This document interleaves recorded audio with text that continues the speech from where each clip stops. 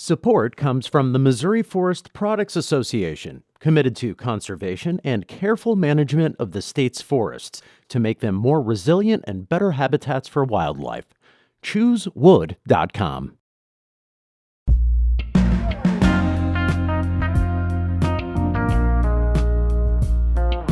This is a death blow to that aforementioned establishment, which I usually describe as this faction with candidates that are supported heavily by the business community and business leaders and also some labor organizations. Having that endorsement typically was useful. I mean, basically the way Prop D is set up is there's just a do-over. You can have two candidates in the primary. Those two candidates have to face off again in the general. I can see them changing that I think forward. so too, and I don't really think that you're going to get into the whole, we're, abridging the will of the voters there, because I think that's a genuine issue with approval voting that maybe people can defend, but I think it's kind of goofy, to be honest with you. I'm Sarah Fensky. This is St. Louis on the Air. Yesterday, St. Louis City voters went to the polls to vote for mayor, comptroller, and in some wards, alderman. That happens every 4 years. But this year was something new. This was also the city's first attempt at nonpartisan approval voting. Of the 4 candidates, city residents could vote for as many as they liked. Turns out they liked the 2 women in the race better. City Treasurer Tishaura Jones garnered the most votes. She said this while speaking to the media last night. We need change in our city to ensure that regardless of any identity you hold, that you should be able to succeed here. And also advancing to the general was another candidate with support from the city's progressives. That is Alderwoman Cara Spencer. What we see here tonight is a real embracing of a different vision for St. Louis, and I'm excited about that. Tishaura Jones and Cara Spencer face off April 6th. And joining us today to talk about what happened yesterday and how that bodes for the general election is St. Louis Public Radio political correspondent Jason Rosenbaum. Jason, welcome. Thank you for having me.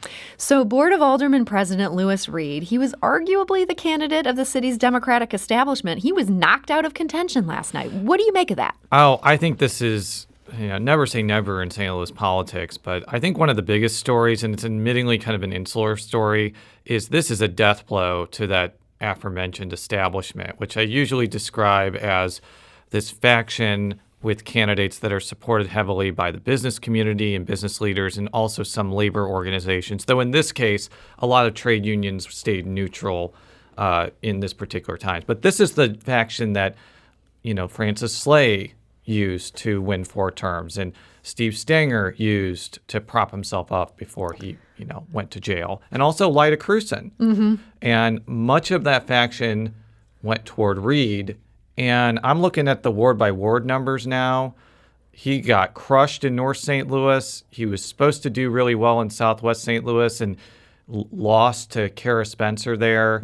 I don't think he wouldn't have won even if there wasn't approval voting. I don't see a path. I'm looking at these numbers. I don't see a path to where he could have won under this circumstance. So it really matters because that aforementioned faction has been basically driven out of St. Louis County, even though Sam Page is obviously being heavily challenged by disparate factions right now.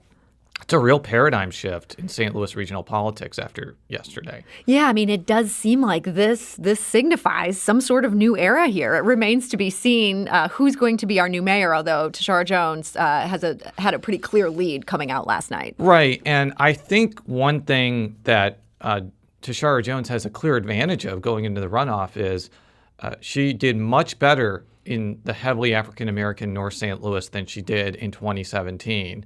And a lot of the people that voted for Reed and her are probably going to vote for her unless Cara Spencer can do a whole lot of outreach that's kind of unprecedented for a white candidate in St. Louis politics.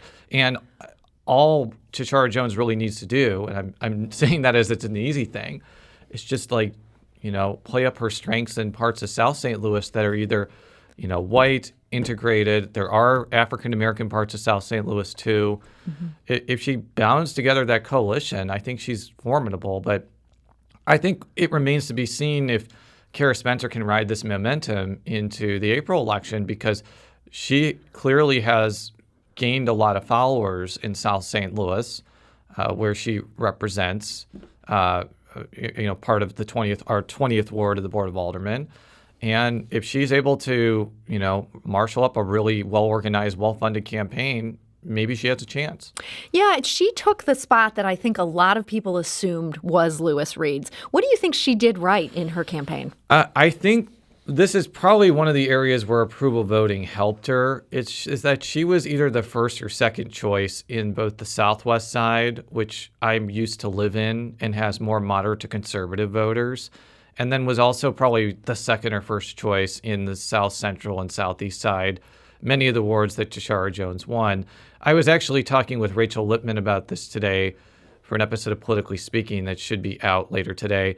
In 2019, I think the Southwest side went for Lewis Reed because a lot of voters there saw Megan Green and Jamal Nasheed as unacceptable alternatives. And you're speaking of the Board of Aldermen presidency, Yes. which he did win. He did win, and so he won the Southwest side pretty handily. I think this time around, I think a lot of Southwest side voters found Cara Spencer to be fine, even though she is much more left of center than they're used to. Also, you got to keep in mind that Andrew Jones, the former Republican nominee in 2017, did get reasonably significant amounts of support in Southwest St. Louis. And I guess it's now, this was the coming out party for Republicans that only voted in the Republican primary. Now they can be like, their brethren who voted in the Democratic primary, pretending to be Democrats for just a cycle, which is, the worst kept secret in St. Louis politics. There was certainly a lot of that going on. I think it's worth mentioning when you brought up Andrew Jones there, he and Lewis Reed were the two candidates who were endorsed by the St. Louis Police Union. Yes. And that police union is pretty conservative. I believe it endorsed Donald Trump. They went after those two. Those two both went down in flames. Do you see their supporters now pivoting to vote for Spencer just because they dislike Tishaura Jones so much? I think it remains to be seen, but I know that the St. Louis Police Officers Association is not popular amongst quote unquote progressives, but the fact remains that they've endorsed the winner of like the last, 3, 4, 5 mayoral elections. I have to imagine they endorsed Slay. I have to imagine that and I know that they endorsed Cruzen. So having that endorsement typically was useful, but it wasn't this time around.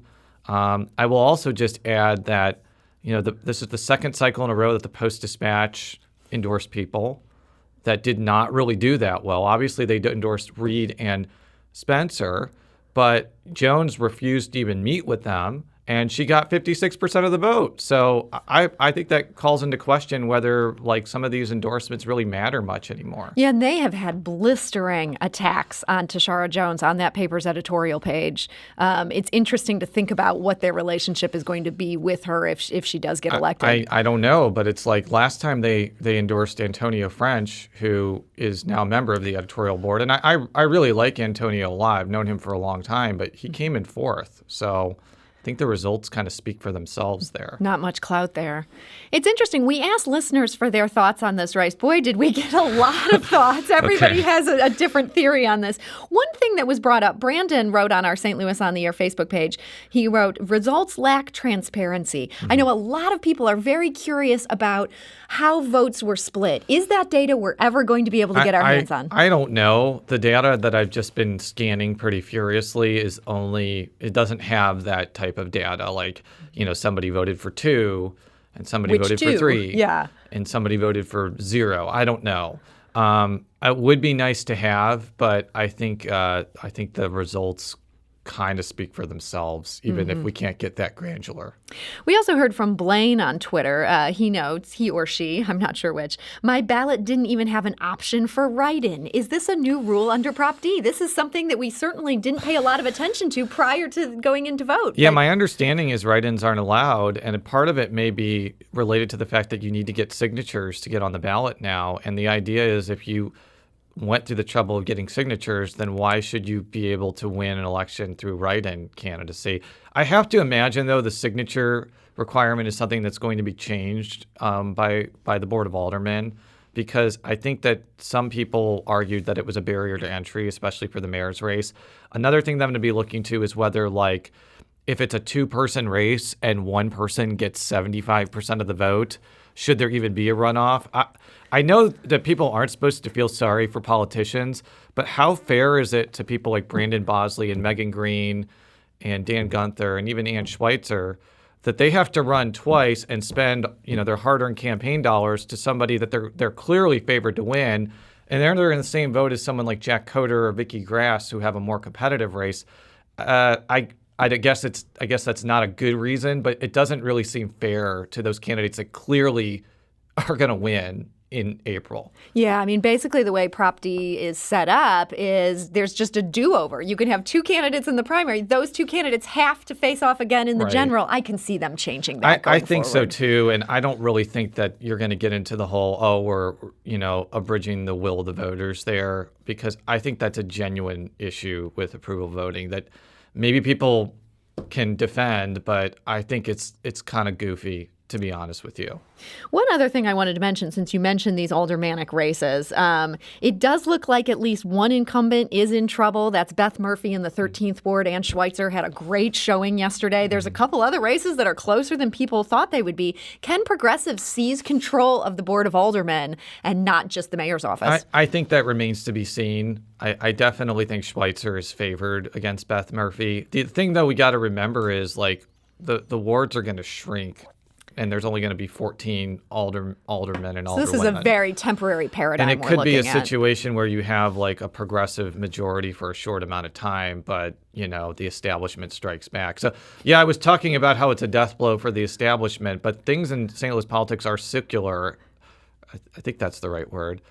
I think that is right. Secular. Yeah, and so it's not out of the question that they could regroup and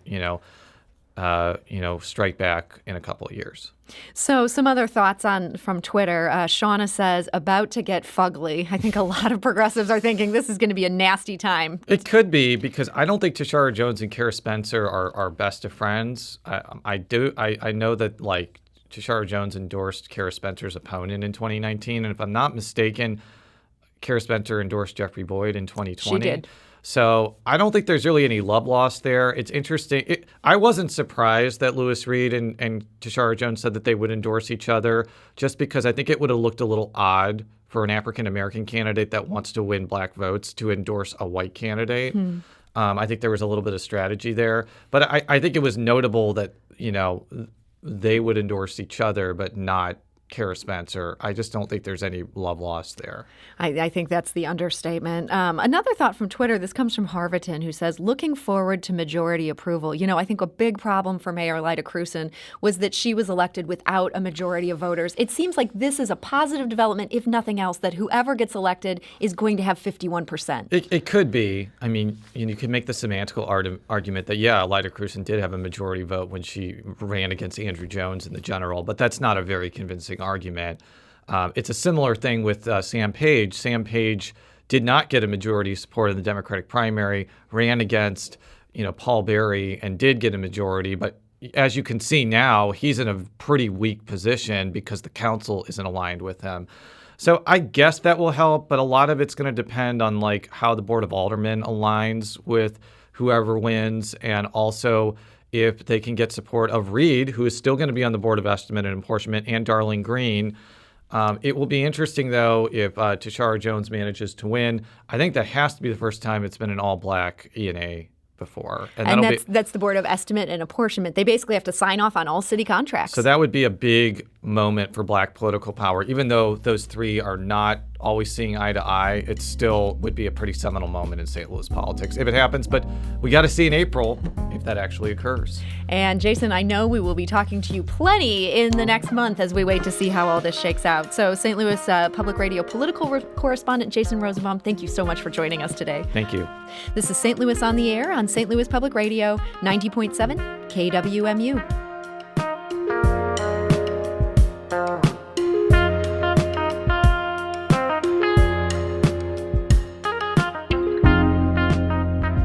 If you learned something new from today's episode, consider leaving us a review and rating on Apple Podcasts on the App Store. It's the easiest way to help people discover our show. We appreciate it. Thank you.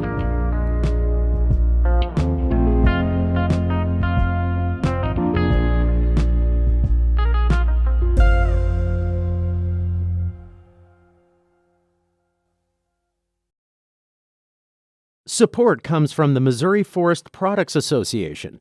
Missouri produces wood pallets, railroad ties, white oak barrels, hardwood floors, and more. Details on the variety of products made in the state are at choosewood.com.